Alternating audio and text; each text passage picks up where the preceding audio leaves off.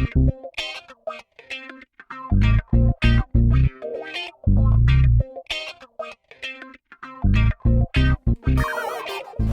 you want to go fast, go alone. If you want to go far, go together. There's no easy way to get what you want in life. Often the path will have many twists and turns. You have to scratch and claw for everything. Solely focused on that ultimate goal. Eye on the prize. But there is another way. Another path that at first may seem counterintuitive. Believe it or not, the best way to get what you want is to help others get what they want. Consistently thinking of others and how you can provide benefit to them will pay huge dividends. But you must be patient. You must be willing to delay immediate gratification for long-term success. Long-term strategies. It's important to always keep our long-term dreams in mind through the process, but making the process about understanding others and what their hopes and dreams are, you can find ways to help them. This outward shift in focus has a reaction that we typically fail to understand when we are wrapped up in our own selfish pursuits. This giving perspective has a remarkable effect on all those we come into contact with, even the casual observer. As we impact their lives in a meaningful way, we leave a mark. We plant a seed. And over time, these seeds bear fruit. Many types of fruit. Some fruit we didn't even expect. Amani Roberts has been helping others achieve their dreams and goals for many years. After working his way up the corporate ladder in the hospitality industry, Amani took 2 decades of expertise working at Marriott and his 2 degrees out to California, realizing his dream of becoming a DJ. Honing his craft and earning another degree from Scratch Academy, Amani has been rocking out clubs, corporate events, and even the classroom. Your perpetual wingman, Amani not only sets the tone, he sets the standard when it comes to the music business and life lessons.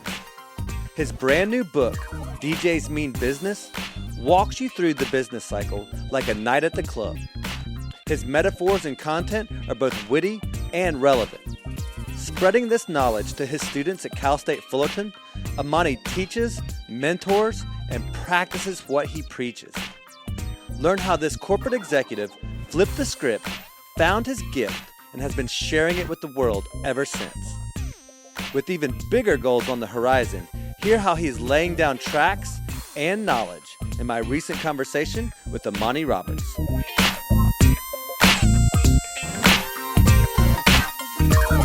So tell me about this book writing process, man. How tough was that? Because I'm so deep into that right now. Yeah. Book writing, it was interesting. I started August of 2018 and wrote, and I'm sure I procrastinated some of the weeks and months there. By the time I got to end of March 2019, I had finished the first draft. Then it got sent to an editor. After I got the edits back, it was like middle of May. And the edits, it was tough because the editor is really good. So she cut out a lot of the book, but made some amazing suggestions. So it took me a while to kind of get over that personal shot. That edit process is tough, isn't it? Yeah. It's brutal. But it's great. And so I did the edits after a while. I finished the first edits. I think it was July 4th. I was on a vacation to celebrate my brother's birthday. And where were we? We were somewhere. Dominican Republic, maybe Dominican Republic. And then I got back more edits. By the time we finished the edits and the proofreads, it was about September, October timeframe. Then we had to come up with the title and the cover. So that takes a little bit of time, Q&A, that. We got that all done and everything tied up by like early December. And then it takes a while for it to go to print, get editing, do promo. It came out April 14th. And so that's kind of the process. It took me about a good year and a half to finish it from start to finish. And go ahead and give us the full title. Let's get the full plug in Oh, there. yes, yes. The book is called DJs Mean Business: How One Night Behind the Turntables Can Spin Your Company's Success. It takes you in the eyes of a DJ, me, a Hollywood club, from 10 p.m. to 2 a.m. and relates each time slot to growing a business, whether it be 10 p.m., we're just starting off, kind of warming up the crowd. And in business, if you're just starting off warming up your business, kind of getting to know your potential clients, we go ahead to 11 o'clock p.m. It's troubleshooting. Something always goes wrong in business. Something always goes wrong in the DJ booth, whether it's a speaker coming out or, computer crashing, but the music can never stop. That's the golden rule. And then we proceed on to prime time, which is midnight. The club is packed. You're playing all the hits. The dance floor is packed. Like, keep it packed as long as possible. Same thing in business. Like, when you have business, you just want to keep that momentum going, sale after sale, keep going. One of my favorite parts of my DJ sets is around 1:15, 1:20. I play slow jams to kind of close up the night, let people know or finish what they came to the club to do.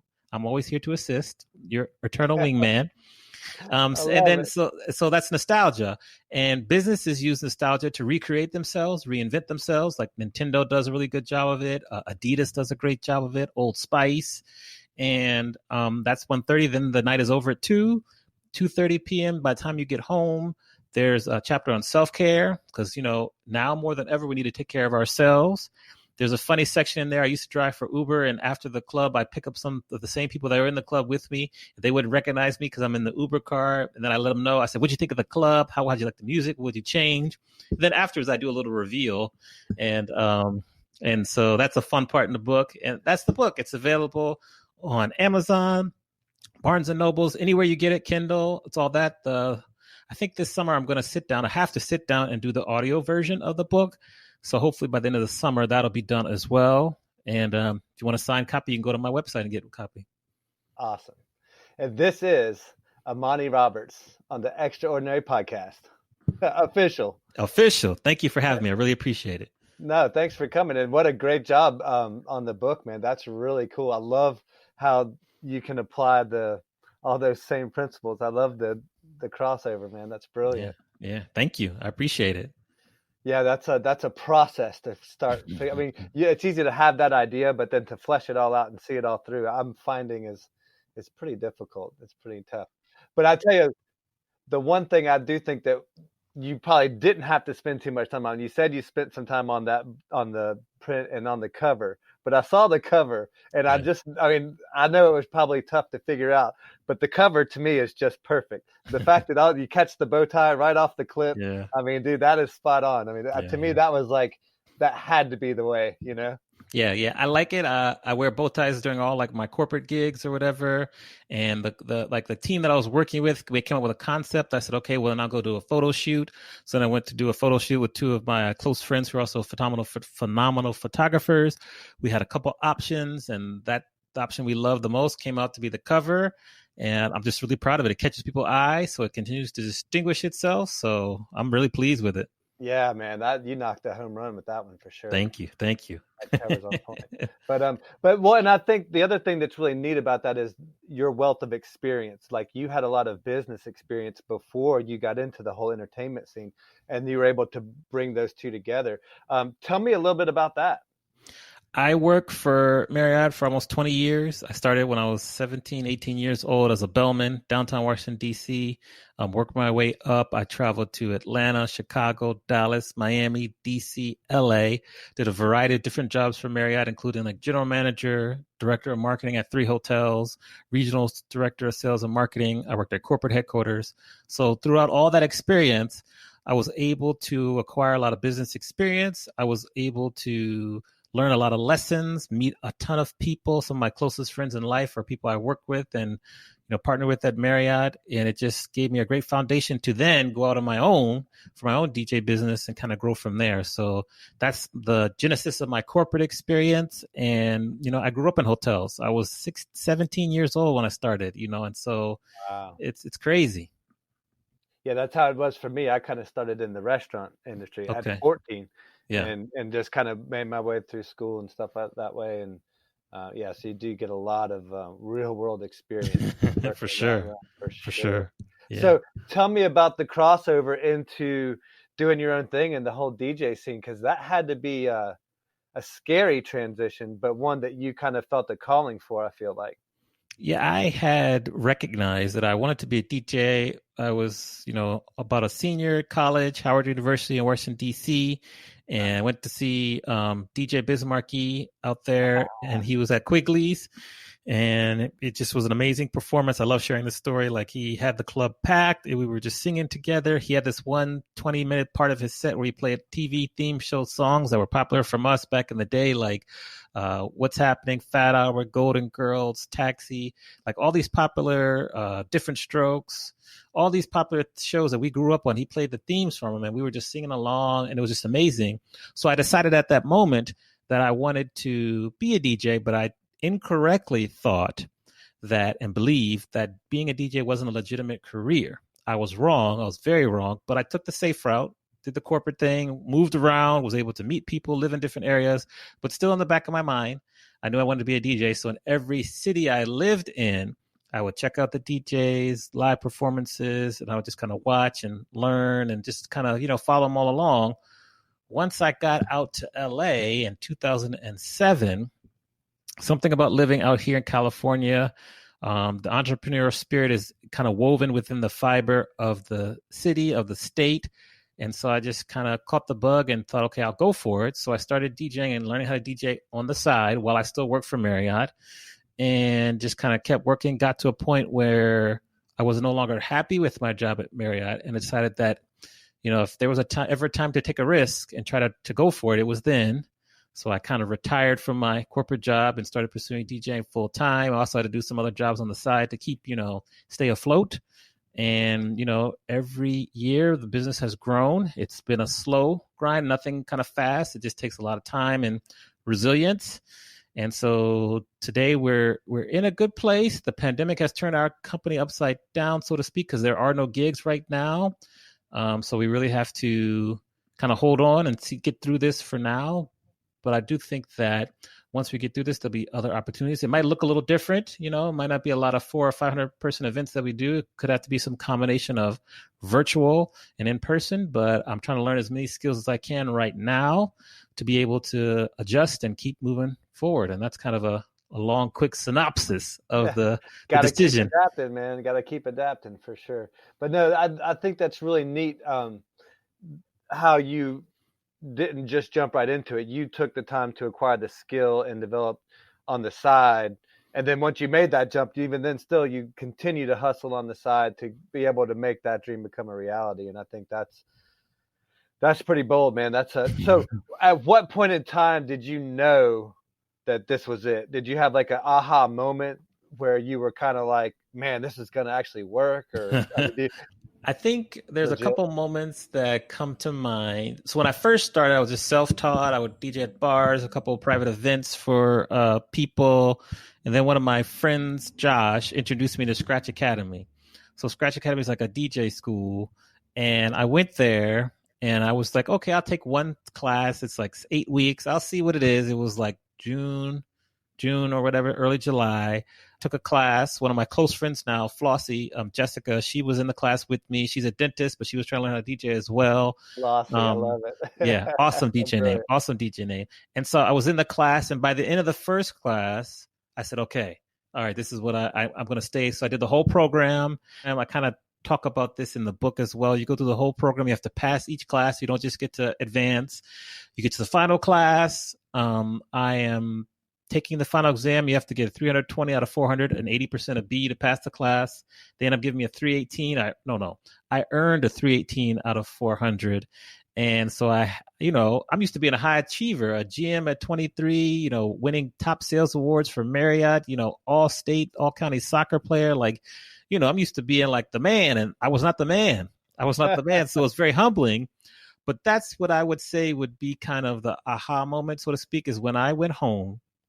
And I had to come back the same day we found out we failed or didn't pass, because they had a reception that we were required to attend. And I said, I can't take my ball and go home.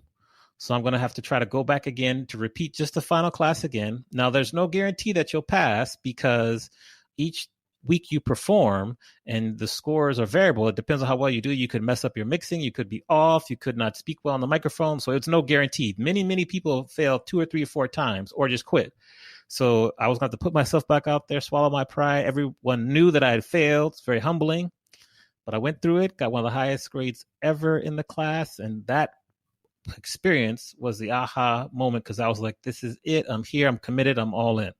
I love that. That's brilliant. Well, that's cool, because that's one of the few places that you can actually learn that in a curriculum format. There's not too many places you can learn DJing skills in a traditional format like that, in more of like a classroom type of setting. Exactly. As someone who is, I don't want to say I'm aspiring to be a DJ, because that's not my path, but I love the idea of making and mixing music. And I actually even bought a little Pioneer DDJ, little fun thing to play with. And it was at the same time I'm launching my podcast, so obviously it's been on the back burner quite a bit. But for somebody like me who wants to start to learn that technique, that process, and can't really afford or the time or the expense of going through a full DJ school, what would be your recommendation on trying to learn some of that process, or trying to dig into some of that? There's some online resources you can do, some videos you can watch. There's some online schools. I think the Beat Junkies, who one of the core original members of the Beat Junkies, Mr. Chalk, was one of my instructors at Scratch. He left Scratch to start this school with the Beat Junkies, who he's been a part of almost all his life. So I think I like to talk about their online school. There are teachers such as myself who teach people how to do it virtually as well. You can learn virtually with your DDJ there in front of you. So there's some online resources. There's smaller kind of schools, local, that will teach you. I love to teach people how to DJ. That's one of my passions. So whether virtual or in person. So if you want to learn, there's some things you can do, get started. We can teach you how to map out music. So, when the intro is, the chorus, the bridge, the outros, to show you the right parts of the song to mix in and out of. And then we work on some of the techniques. Beat matching, of course, is probably one of the most important techniques you need to know, putting together 2 or 3 songs seamlessly. If you can do that, then you can learn how to rock a party. Then you can learn how some scratches here, beat juggling, all sorts of effects and different tricks you can do. But if you get the core down, the core I call is like being able to map out music to know when the proper time is to come in and out of a song, being able to seamlessly beat match, which is a smooth mix. You can take people on a journey. And then the third skill I would say is talking on the microphone and using that to kind of break up the show as well. Talking on the microphone is important. Ironically, here in quarantine, when you're doing sets on Twitch and everything, you have to talk to the microphone a lot more because you don't know who's out there. So this is a good way to practice. Nice. So I'd say those are 3 important skills that you can learn virtually, and then in person. It might take a little bit longer virtually to learn how to beat match, but the concepts will be explained pretty easily. It's just practicing. So there are ways out there. What DDJ do you have? Is it the SX, SB, SR2? SX, SX2, I think. Is that it? Okay, that sounds right. Yeah, one of the kind of the intro ones. But yeah, man, me and you definitely got to talk about this. That's spot on, man. That's amazing. I love it. So obviously you mentioned some people at your school that helped you, and it's cool that you got to have that classroom setting. Who were some of the mentors for you through this process, or anybody that you looked to as a guide that kind of was a big part of what happened for you? So in terms of DJing, I always mention my friend and former high school classmate, Curtis Cross. He was probably the first DJ I saw ever in person. I was maybe 7th or 8th grade, Tacoma Park Middle School. He was just a freshman or a sophomore at Blair High School in Silver Spring. And he was a DJ that I saw. And then I didn't really get to know him too well until I started DJing more, but he would help me out with the business aspect. He was really good. Another one I'll mention is V Fresh, who's also my music production partner. And he helped me that time period after I failed the final class the first time, and then getting ready for the next time to take the class. He helped me with my fundamentals, and he kind of really just helped me so many ways, just keeping it simple. So he was good. And then, you have other people that help a good community. Like I met DJ Ivy, who's dope DJ, and I met her at Camp Spinoff, and she's been like a really good friend, and we talk about things. So she's a good one. Tina T, who runs the camp that I volunteer at, she's a good mentor. I mean, I can list names for all day, but those are kind of the first four. And I already mentioned Fossey. She's a DJ as well too, and so we just kind of came up together. So we're kind of just growing together. So those will be 5 I mentioned right off the bat. Wow. Well, how blessed are you to be able to have that kind of, I mean, that's one of the things I struggle with is finding the right people that are on the same kind of track as me and finding those that I can kind of look towards.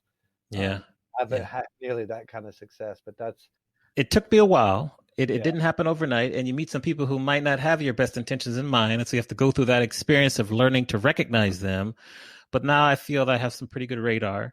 And, I've got a pretty strong tribe, which helps, especially now, just to get through this together. So I'm very blessed, as you say. I agree. Definitely. That's cool. Or what is something odd, weird, or different about you that has led to some of your success?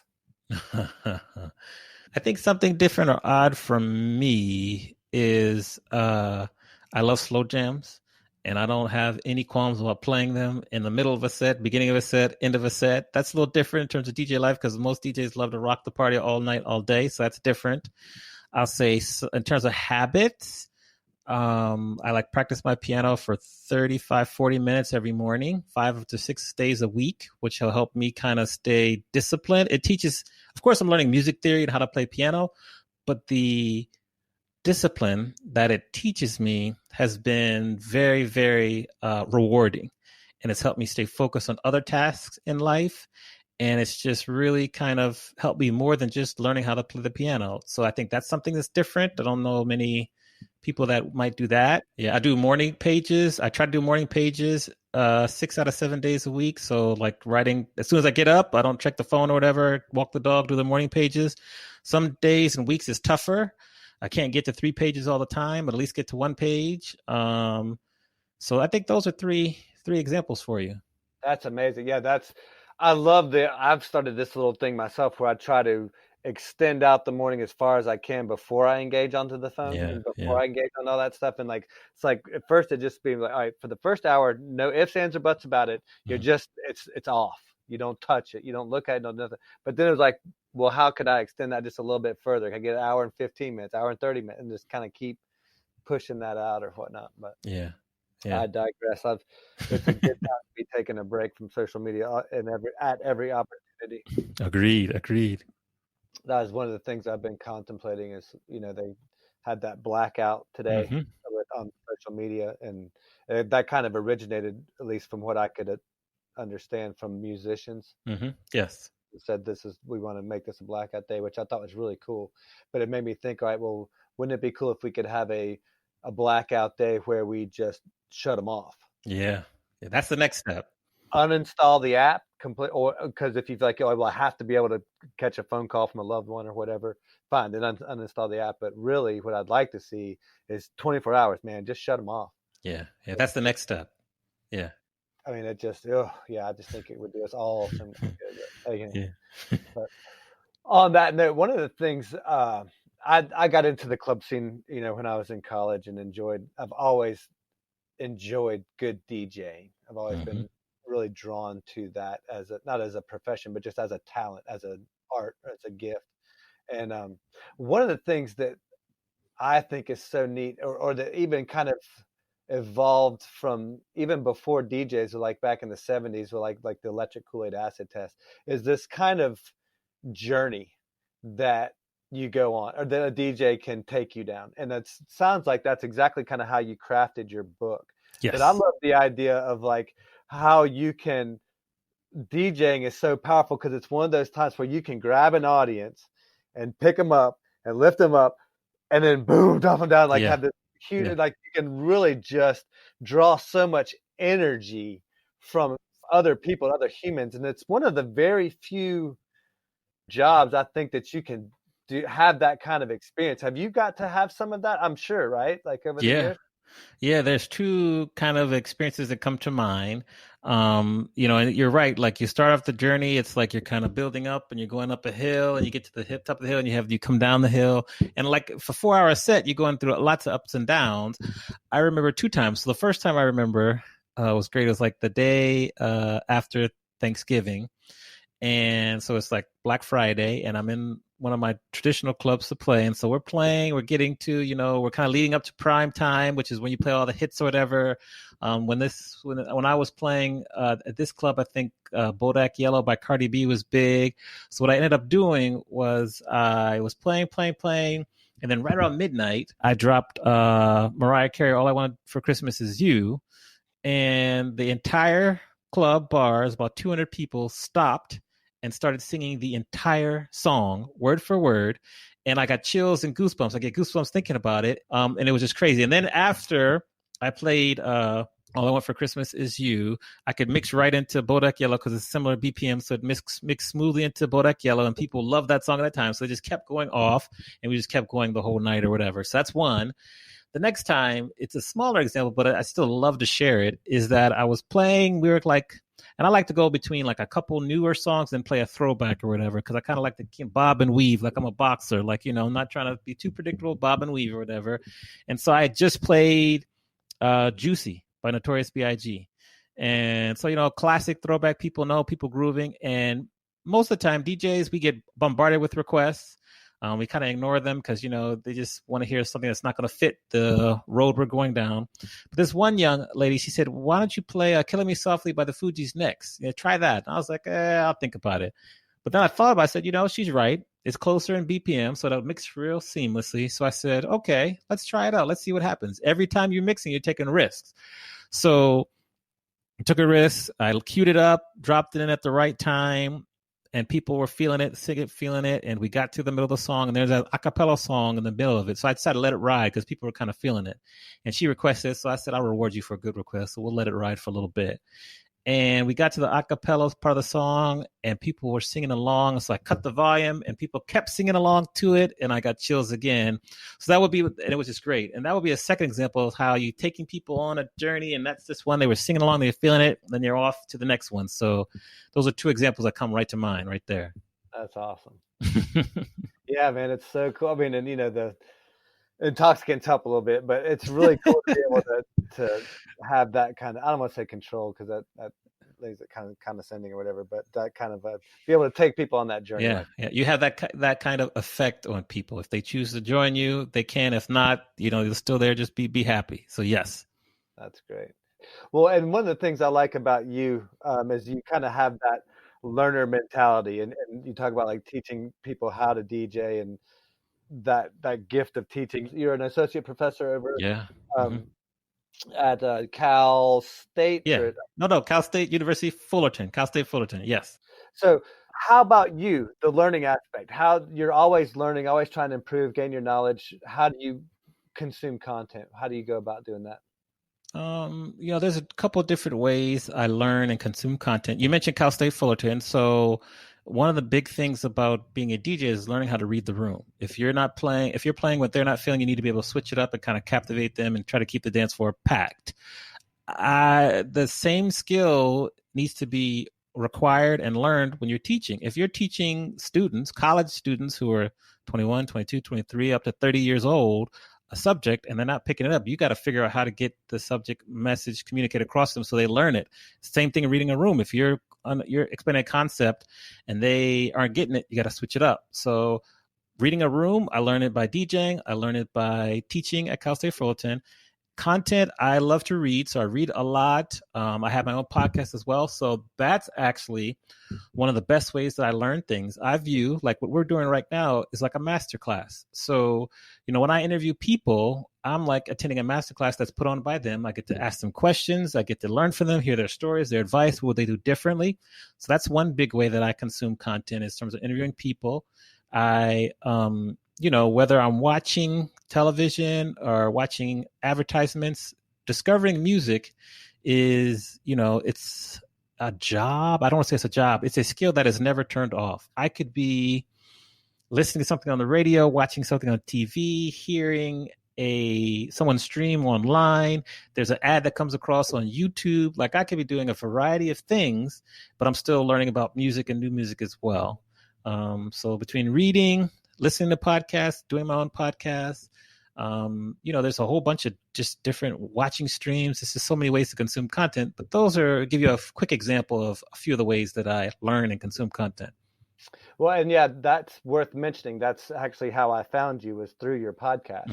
And it was, you could take it as a compliment or not, but I was really like the fact that you were asking a lot of the same questions that I was thinking about. A lot of our wavelengths are very similar. You know, we are on the same wavelength with a lot of our questioning, and the amount of research and effort you put into preparing for your interviews was very obvious. Yeah, as thank someone you. who tries to do that as well, I can totally appreciate the amount of work and effort that you're putting into your interviews. It absolutely shows through. Yeah. Thank you. Like, one of my favorite podcasts is Design Matters by Debbie Millman. I talk about it all the time. Whenever I present on podcasting at big conferences, I always talk about her because the amount of research that she does. You think I do a lot of research. I mean, she will read every book from one of her guests. I don't know how she does it. I'm going to ask her. I'm going to meet her one day. But I want to know how she finds out some of the most random yet interesting facts about her guests. And she asks them. So when she asks the guests these questions, they're like, how do you know that? They're like, they kind of sit up like, I got to get ready because what else do you know about me? And so she's my role model for interviewing, for how to do a podcast, because she's had her podcast, I think, for 15 years now. And just the research that she does, like, she's amazing. And I've learned so much from just listening to her on her podcast. And when she was interviewed on Tim Ferriss's podcast, and she talked about this one activity that I now give to all of my students, and they love it. It's like your 10-year plan for a remarkable life. I learned it from her. It's basically like a letter to yourself in 10 years, but it's like talks about your personal life, your professional life, just anything is possible, write it. And, so she, in terms of research and podcasting, like, she's a role model, and that's how I learned that skill. And I appreciate her research, so I try to do it as much as possible. And it's just, it takes work, but as you have heard and you see, guests really appreciate when they know you researched them. That kind of ups your level many times. Definitely, without question, man. Oh, I'm definitely got to check her out because I'm not familiar with her. That's pretty amazing. Yeah, anybody who takes the time and effort. I mean, it's so rare nowadays to see that. And it's funny. It's like I started using your podcast for research. Like, I'm like I guess I know if they've been on your show, like Rockwell, for example. Right. I was able to get all kind of little tidbits from your interview to then take to mine. So I'm grateful for your research. That's what we're here for. That's why I'm happy to share. Because we got to help each other. And so if you're going to take time to research, I'm going to reward you. So I'm curious, what was the impetus for the podcast? Because you already kind of had the DJ thing going pretty well. Where did that jump come in? Yeah, I love that question. I wanted to be known as more than just a DJ. I think that I don't like it when people put DJs in a box, can consider us like just button pushers or people that just put on a record and sit back. We're very multi-talented individuals.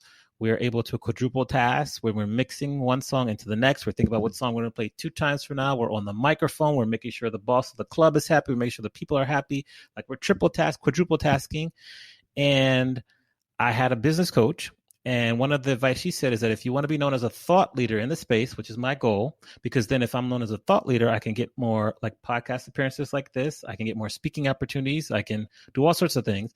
She said, you can either write a blog, you can do a video blog, you can do a podcast, and there was write a book, a couple other things. So I said, you know what, the first thing I'm going to do is a podcast. I had a podcast back in 2008 to 2013. It was just love songs and dedications. So I said, I'm going to start another one where I interview people who have a similar road to me. Used to work in the corporate space, but I've left it something more creative. And so I started it. I had no idea that I would get to be almost 3 years in, over 140 episodes, and that's why I wanted to be known as a thought leader in the space. A podcast is a good way to communicate my expertise, meet some really cool people, give some other cool people some shine, so to speak, like expose them to all different audiences. Because I think, as I say many times, if you want to go fast, go alone. If you want to go far, go together. So if we can go together, then it makes all of us better. And so that was the reason why I started the podcast. I had no idea it would have the impact that it has, but I'm quite thrilled that I started it. I just want to keep it going. Yeah, that's beautiful, man. It's beautiful. Well, and the thing that I find so appealing about the podcast, because I did it, I'm on the exact same mission, the same thing, man. But what makes it so beautiful is it creates this win-win opportunity for everybody involved. And there's not a lot of businesses that do that, a lot of methods of doing what we're trying to do that allow for that. And it's really cool. So I wanted to back up a little bit to the learning and talk a little bit more about that, because we talked about do a lot of reading and books, and obviously I'm a big reader as well, and I love getting into like what people are reading. And there's actually a book that I already know that you've read that I want to bring up at some point. Okay. But tell me about what you're reading now. What's some of the books that have made a lasting impact? Okay, what I'm reading now is a fiction book, because I find fiction reading is very therapeutic for me. Helps me escape. I try to read it during lunchtime and then before I go to sleep. So I think the name of the book is Underneath the Scarlet Sky. It's about Nazi Italy and the impact it had there. So it's very interesting. About halfway through it. I'm also reading a book, it's around here somewhere, about how to become a better speaker or the speaking world. So I'm reading that one as well. Now, in terms of books that have had an impact on me, I have a nice list of 10 here. I can list them off. I can talk to you. What would be best? Well, just give me the top 10. Give me the 10, and then maybe we'll pick one to talk about. Okay. All right. So in no certain order, like The Artist's Way, Julia Cameron, Big Magic, Elizabeth Gilbert, The Power of Purpose, Les Brown. That's the secret weapon there. Listen to that one on Audible. Amazing. Bird by Bird, Annie Lamott. If you want to be a writer, that's a great one. The War of Art, Stephen Pressfield. That's awesome. One of my favorite biographies that I read recently, the biography of Luther Vandross, The Life and Longing of Luther. That's a great one there. Just his process, and it took him so long to get recognized, and he was just so resilient. I need to read it again. It's very, very good. Another good fiction book, Shantaram, over 1,000 pages, just an amazing story. Mindset, Carol Dweck, talking about having a growth mindset right there. That's just, whew. Yes, that book is fire. Yes. Tools of the Titan, Tim Ferriss. Just those stories in that book are just great. And then Grit by Angela Duckworth. So those are the 10 in no particular order, so to speak. Those are the 10 that I came up with. A couple of those are not on my list. I'll have to add them. Oh, nice. Which ones have you not heard of? Grit was one of the last one you said for sure was not on there. And then there was a couple in the middle. Okay. Tools of Titans. That one was actually what inspired me to do the podcast. Mm-hmm. That was kind of the impetus that got the ball rolling. But obviously, we're all kind of big Tim Ferriss's fans. Yeah. The book Tool of Titans, if you listen to the episode Tim Ferriss did with Debbie Millman, that is a phenomenal episode. That's one of my favorite ones he's ever done. He also did one with my guy from Brooklyn Nine-Nine. I'm trying to think of his name right now. That was also a really strong one as well. And I need to listen. Sandberg? Not that one. Not Andy Samberg. It's my other guy. He's like he's muscular. I'm forgetting Terry Crews. Oh yeah. The one he did with Terry Crews was really good. That one. He recently released one I need to listen to with Kevin Hart, and so that's one he just recently released that I'm going to listen to. That's a good one. But we can talk about podcasts all day too. His interview with Rogan was really good too. That just came out. Mm-hmm. So yeah, we could get lost in a wordful. Y'all want to check all these podcasts out? Y'all need to just dig in. In the meantime, check out our podcast because they're pretty good too. But agreed. War of Art, Stephen Pressfield. Yes. That was a big one for me and helping me down the writing path. But the one that I haven't read yet that I got turned on from your podcast was The Artist's Way. Yes. And I've actually challenged a buddy of mine to do that process with me. So could you tell, for people who haven't read that book, just a little brief synopsis about what it is and then the process that goes along with that? Because I think that's the cool part, right? Yes. I'm so happy. Yes, it's The Artist's Way, Julia Cameron. She used to be married to Martin Scorsese. She's no longer married to him. She's still living. This book, 12 chapters. So you read a chapter a week.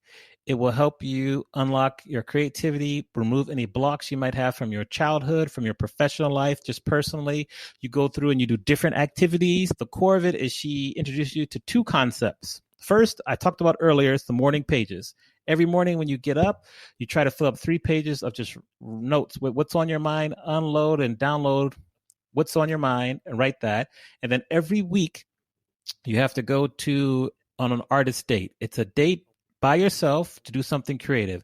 It could be going to a museum, going to a concert, a walk on the beach, a walk in the park, taking a class, any activity you're doing with yourself to kind of refill up your creative mind.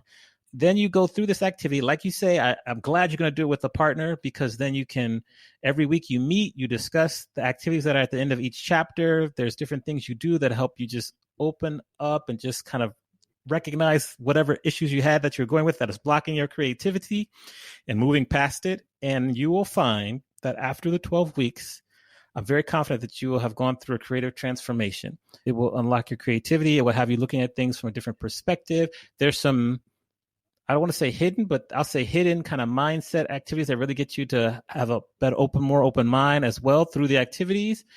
And I've done it twice with two friends of mine, Veronica Torres, a singer, and then Ashley, she does like video work. We did it together twice, and both of times it's been very revealing for me as well. I recommend doing it once or twice a year.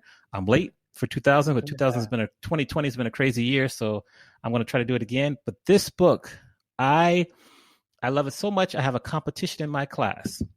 I have my students, it's not required, but they send me 3 definitions of creativity, resilience, and it's one of their definitions. They have to answer these questions. I give away copies at the end of the semester. Like the last day of class, it's kind of like a fun day because we've been through a long semester. So usually I bring my DJ kit in with me, and I DJ for the kids because they love it. This year we had to do it virtually, but I also give away a copy of the book to people who answer this question right, just because I think we're all creative. And I think that if students were exposed to this book at a younger age, it would help them avoid certain blocks that are put on them by their parents, their friends, and allow them to embrace their uniqueness and their creativity. So I have a contest now where I give away copies of the book, and I'm just a big fan. This is the one book that I will give away the most, besides my book.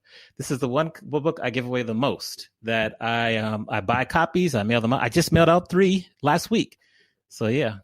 That's awesome.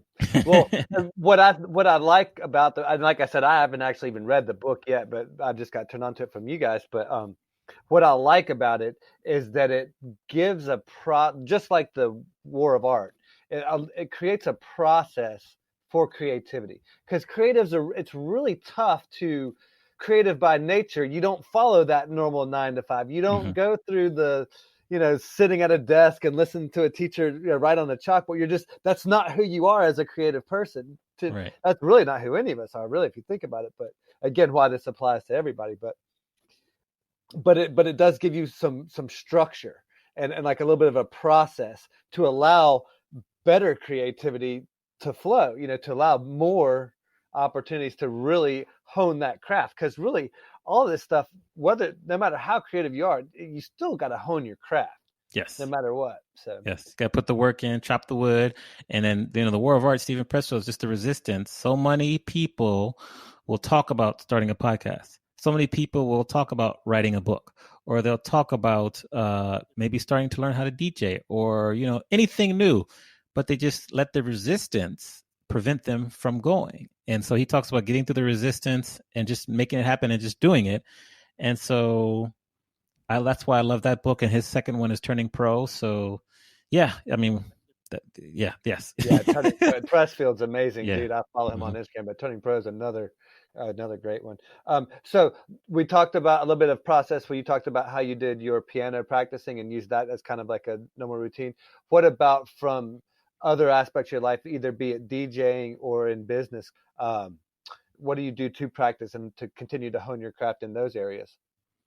In terms of DJing, like right now, I'm actually probably practicing more than I usually do, because every Wednesday and every other Sunday, I'll do a live streaming set. So I'll set it all up with the live streaming on Twitch, and I'll DJ. So Wednesday nights, 8 p.m. Pacific, I do like slow jams, requests. I do that. That's good practice. I'm also learning a new skill, which is live streaming.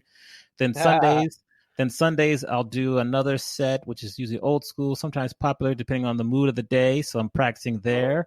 So those are 2 good ways to kind of practice. And then collecting music, like I spoke about before, is kind of an everyday kind of opportunity.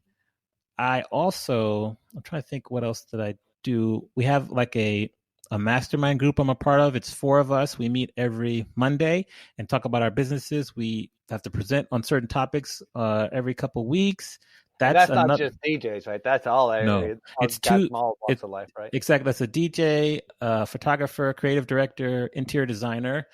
And so that's just another practice that I think I've implemented now for 3.5 years. Very powerful. I've been able to accomplish a lot of things because they hold me accountable.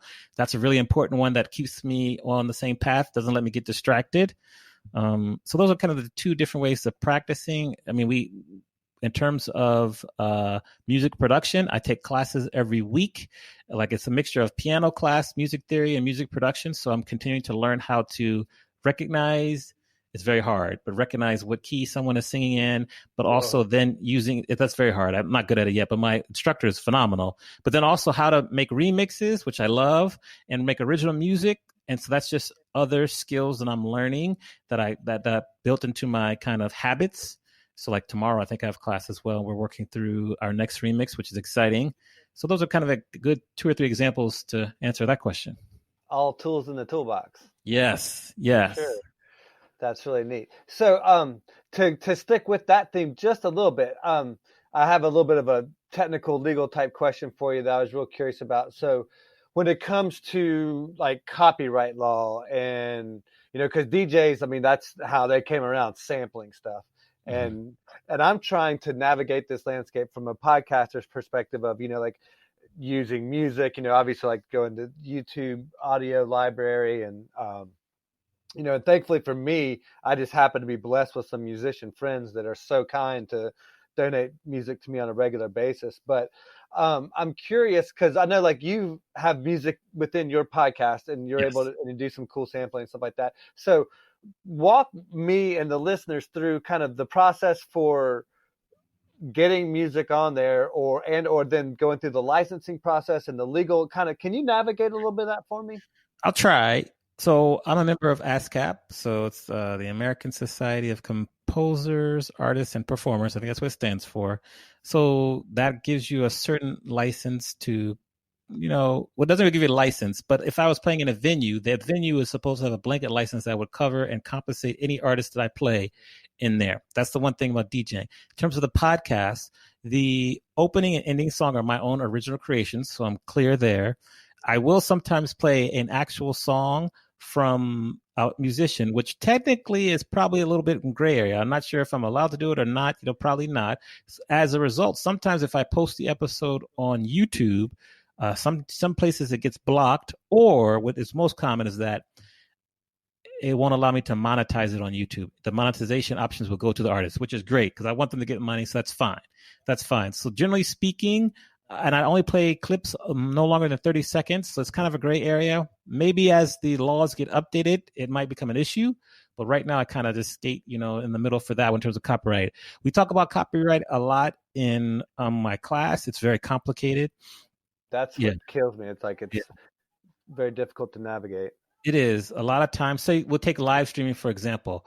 Sometimes when you play a song, let's say I play a Dua Lipa song or a Jay-Z song via a live stream, and I'm streaming on Facebook or Instagram, Twitter, or whatever, they'll stop the stream right away because the record companies have certain bots that are out there that are tracking and make sure their songs aren't played on these platforms, and they'll stop the stream right there. Other times, they'll mute the song that's played as well. I am willing to bet that 75, 80, maybe even 85% of the artists don't know this is the case. They don't know that their music is not being allowed to play online, which is costing them new listeners who could discover their music, go right to Spotify, Shazam it, buy it. It's just the record companies, which is a whole different discussion. Yeah. And so the copyrights, who owns the masters? Now, it could be an independent artist and they get more of the funds. They could open up their music.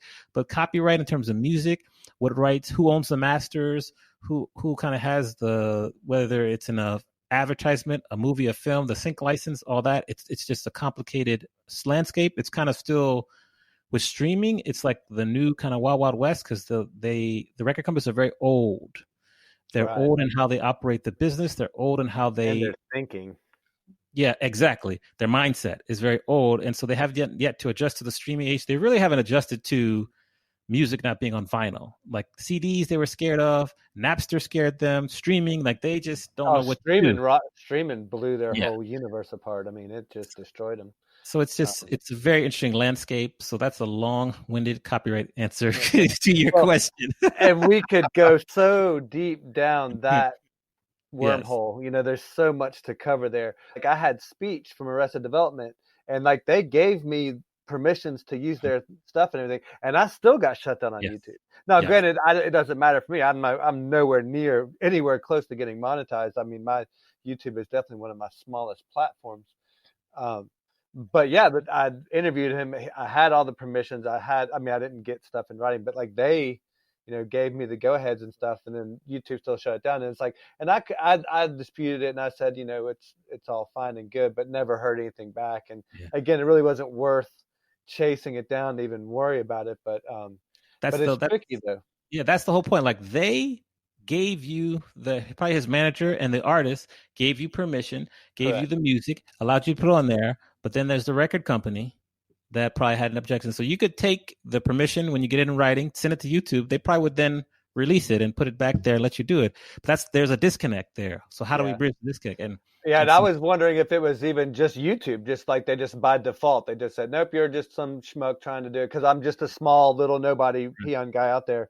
So there's like, you're just some kid trying to whatever. So it's bots. They have like automated bots that track it. And, this, I think it's called System ID. I forget what the system is called on YouTube, but there's a certain system they use to recognize tracks. So, yeah. So this is a perfect segue into my next question. The music landscape in particular has changed dramatically over the last 10 years, how we consume music, all that kind of stuff.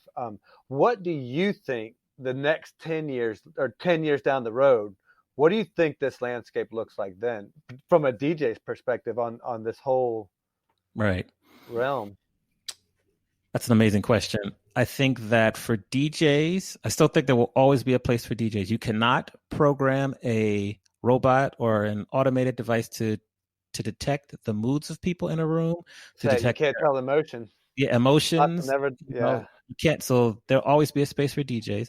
I think that the record companies, as we know them today, will continue to become more fragmented and smaller and more collaborative.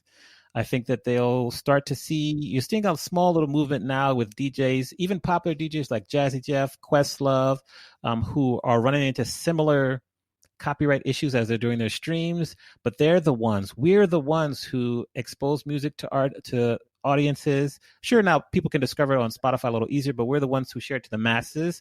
And so I think that you'll see music companies become even smaller, different, more specialized, more collaborative, more artist focused. So they'll be more focused on ensuring that the artists are getting their music released when they want to. You'll see more independent musicians. We're already seeing significantly more independent musicians. That's going to continue to grow at a very rapid pace as well. I'm not sure. We talk about this in class all the time, like the albums that we're used to that we probably grew up on, whether it be a CD or a record, a tape maybe. It's kind of going away. Like most times artists will release like mixtapes or they just release singles and things. So that's going away. So I think we're just going to continue to see a more DIY focused music industry and giving the power more to the artist. I think that's going to continue to grow and be very prominent in 10 years. Yeah. And it's one of the things I've struggled with because I love how accessible it is to everybody now. Like, Billie Eilish did her, they produced that album in her den basically. Mm-hmm. So I love that. But the downside of that is, again, like when I was interviewing with Speech, like you have this legitimate Grammy winner, and in 2019 when I interviewed him, they put out 2 albums that year. One was for free and one was a paid normal thing, whatever. And I love Arrested Development. I grew up on those guys. I totally dig on them. I didn't even know. Yeah, I had no idea. It's because, and even like when you do a big premiere, when you get it all out there, 5 days later you're buried. You're deep down into the mix. It's just that's tough for good artists. It is. What you will start to see is that Kevin Kelly wrote this article about 1,000 true fans, and so artists will. Ryan Leslie's my favorite example for this. He was big in like the mid 2000s, had the hit Diamond Girl. He produced Cassie, a lot of Cassie's hits as well. He's a phenomenal producer, smart businessman, went to Harvard. And so he follows this concept because now artists are recognizing that it's not really the number of people that buy their album, but if they can get like 100, 1,000 loyal fans that will buy like just how you said, you're a loyal, so you'll buy whatever they put out, and you have 1,000 people that spend $100 on your stuff every year. That's a list. Do the math. That's like $1 million, right? I think 3 zeros. $100,000. Yeah, pardon my math. But that's, and that's just for one thing you put out. And that's what artists are starting to recognize. Like, they don't need to be, of course, they want to go platinum, go gold. That's perfect. But for some of the other artists, if they have just 1,000 true fans, then they move up to 2,000, 10,000. That's all they need. And I think that you're going to start to see artists embrace that and just cater to their 10,000 fans, 20,000 fans, and grow from there and be doing quite well. So I'm going to ask you for some advice for that person trying to create this 1,000 true fans. But before I do that, I want to ask you, what is some of the bad advice you hear people trying to do that and people trying to do what you've done? What's some of the worst advice you've heard in that realm? The popular saying, "Jack of all trades, master of none." I don't agree with that. I think if you put your 10,000 hours into certain specific things and you add to your tool belt, you can be a jack of 3 or 4 trades and be damn good at it. And so I think that's bad advice that people are given. I think that's the old school way of thinking, is that you just have to pick one thing and do that forever. I don't think that's the way now. With the way we learn, with all the resources that are available, I think that you can become a master of several things. You can be a DJ, a music producer, a professor, and be good at it, and just and an author, and just keep moving, keep learning. As long as you're in a spirit of learning and keep learning and practicing, that's one thing. It really fires me up, if you can't tell. It really fires me up. And I think that that's an old school way of thinking. And I disagree with that 100%. So, well, and when you've been around the block once or twice, like you and I have, it gives you the time and opportunity to go to build those 10,000 hours a couple of times over. So you have to do the work. If you're a young gun, it might not apply quite so much, but for us, I could not agree more. If you're a young gun, start with your one thing, but then don't be afraid to add something else and then keep adding it. That's an old school way of thinking, and I want us to get out of that mindset. Well, like you were saying earlier, adding to that toolbox. Every time you add another tool to that toolbox, it's going to serve you well. Agreed. So another great segue. What's the one thing under $100 that you could not live without, since we're on that Tim Ferriss kick? Okay. Now that you use on an everyday basis kind of thing. H6 Zoom, it costs a little more than $100. It's like $200. No, that doesn't count. That's too much. That's too much. But, well, you know what? I should let that one go, because that device, go ahead. Say it. I'm going to make an exception this week. So this is called the Zoom H6 Handy Recorder. I can record all my podcasts on it. It has 6 different inputs, so 6 different people can talk on it. I'm using it to talk to you right now. I can also use it as an audio interface as I'm live streaming. And I just learned about this 2.5 months ago. It's brilliant. And so it costs you right now about $199, $200, but it just helps me, the audio sound clean. It helps me stream this on Twitch or wherever. It helps sound clean. So this is something that I have fallen in love with. I've been using it now.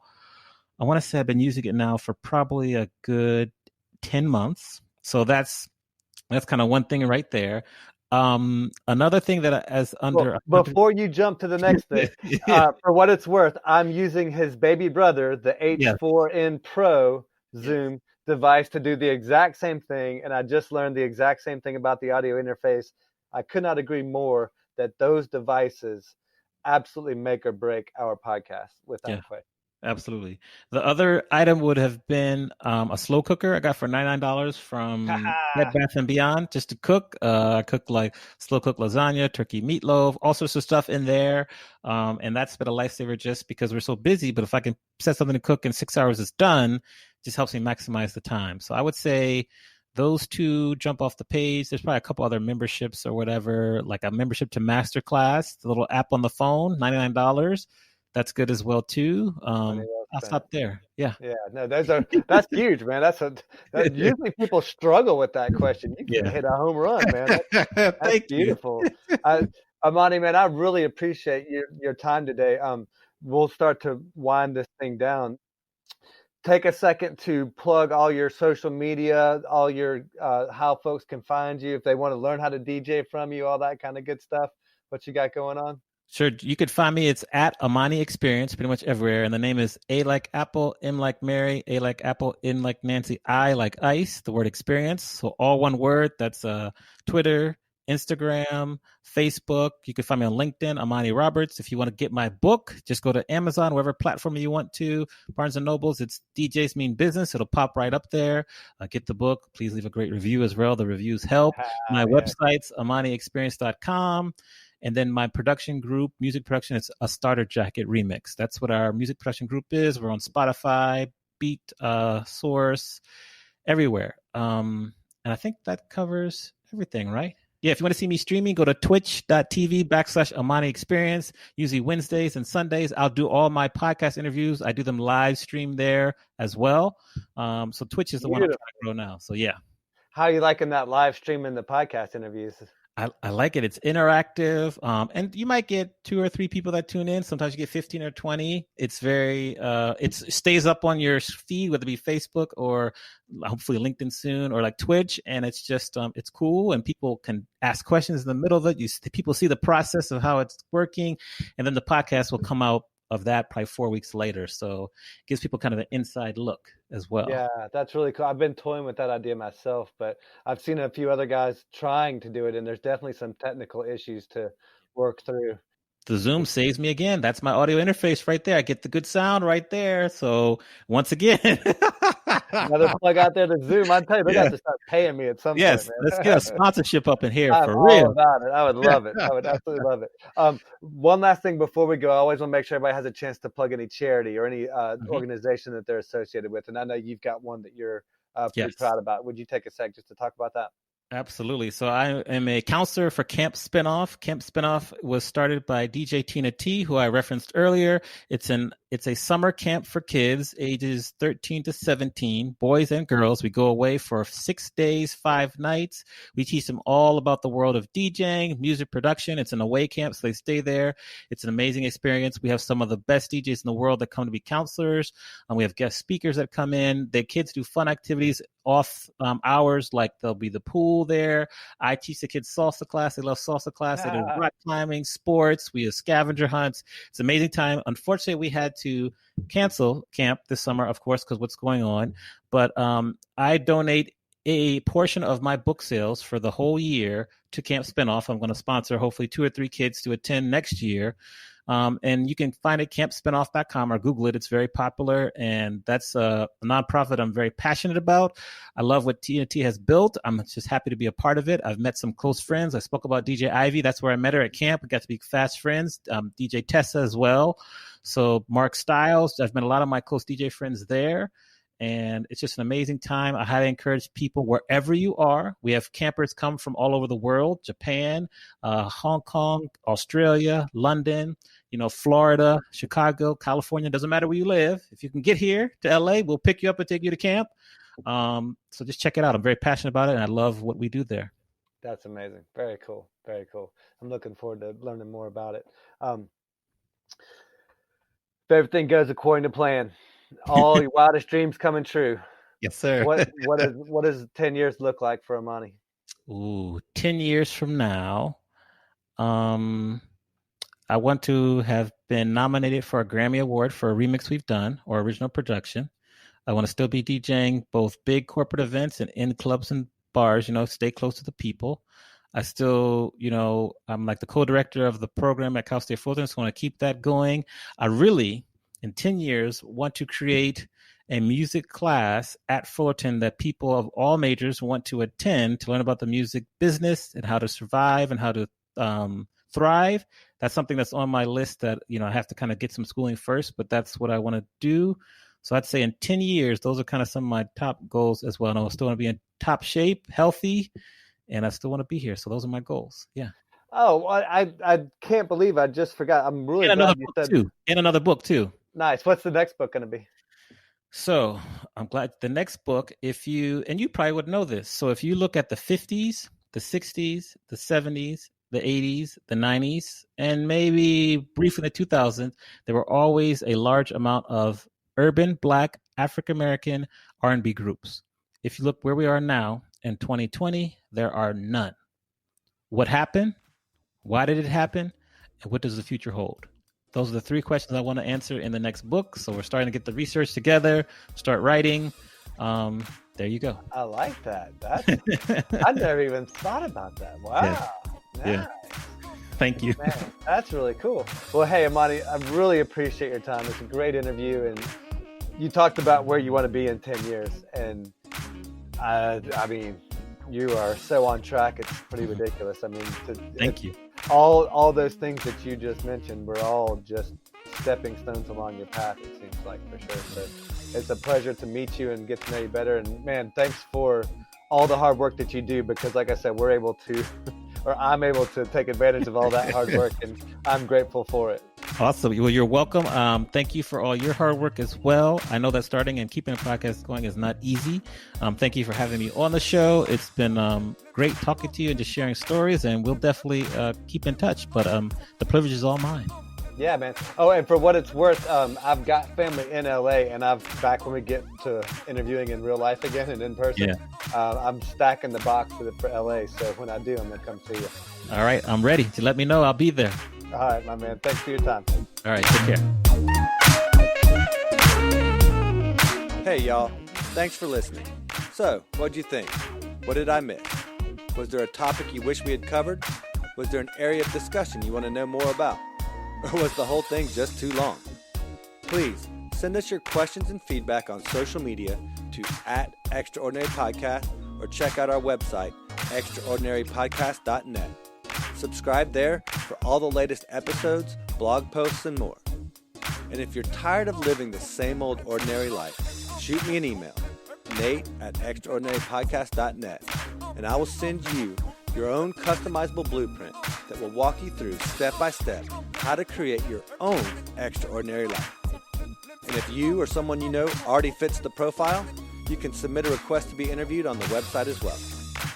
Finally, if you like what you heard or learned today, please take a moment to like, subscribe, and follow the Extraordinary Podcast on all your favorite platforms like YouTube, Spotify, and iTunes.